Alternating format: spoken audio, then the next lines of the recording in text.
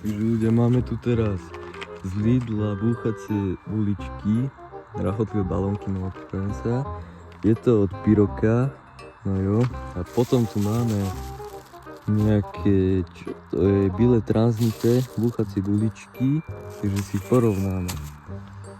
Takže tu máme búchaciu guličku z Lidla.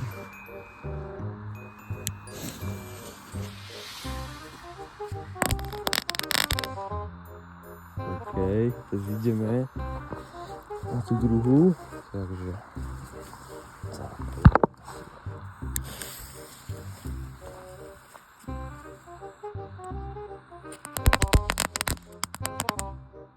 tak podľa mňa táto bola lepšia, ale akože z Lidlu je dobrá a táto bola podľa mňa lepšia, no. Takže ľudia, máme tu na porovnanú Pico pirátku a Dubum Nano, takže ideme na to. Dáme si najprv Pico pirátku, to bude po nejaká slabá. Čakajte. Takže ideme na to. OK, vidieť, takže teraz tu máme Pico pirátku.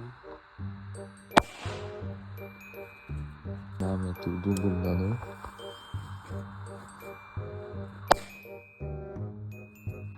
OK, ľudia, takže podľa mňa tá pirátka Pico bola akože silnejšia a tá Dubum Nano bola taká, že o niečo slabšia.